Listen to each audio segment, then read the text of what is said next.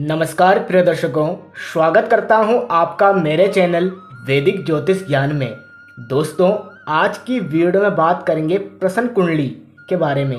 प्रश्न कुंडली कैसे बनाई जाती है, प्रश्न कुंडली का क्या महत्व होता है, इसी के साथ प्रश्न कुंडली से संतान का सुख कैसे देखा जाता है।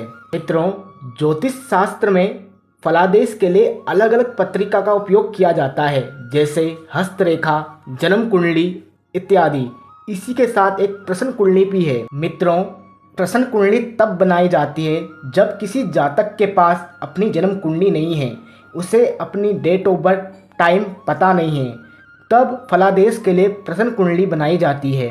मित्रों, अब बात करेंगे प्रश्न कुंडली कैसे बनाई जाती है। कोई जातक ज्योतिषी के पास जाता है, उसे अपनी डेट ऑफ बर्थ टाइम पता नहीं है, उसने एक प्रश्न पूछा, जैसे ही उसने प्रश्न पूछा उसी क्षण की कुंडली बनाई जाती है, उसी समय की जन्म कुंडली बनाई जाती है, उसे ही प्रश्न कुंडली कहा जाता है।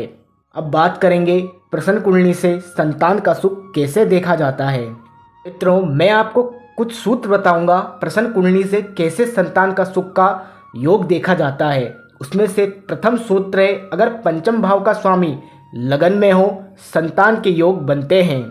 मैंने एक प्रश्न कुंडली ली है।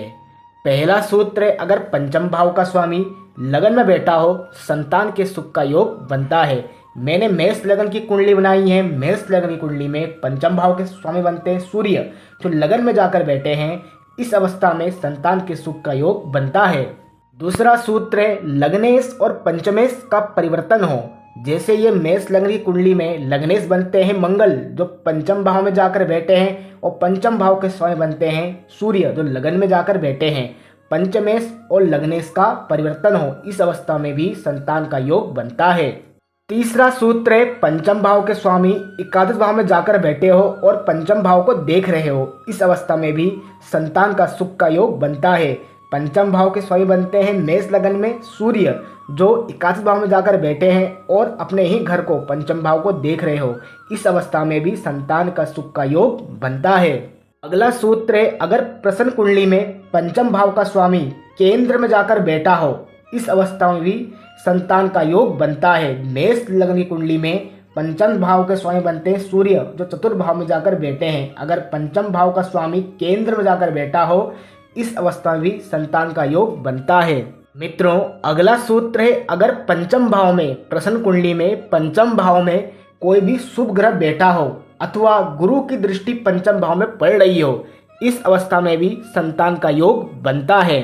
मित्रों, अंतिम सूत्र है, अगर पंचम भाव का स्वामी केंद्र में हो या त्रिकोण में जाकर बैठा हो। अगर प्रश्न कुंडली में पंचम भाव का स्वामी केंद्र में हो या अथवा त्रिकोण में हो, उन पर गुरु की दृष्टि पड़ जाए, इस अवस्था में भी संतान का योग बनता है। मित्रों, आज की वीडियो में मैंने बताया प्रश्न कुंडली से संतान का सुख कैसे देखा जाता है।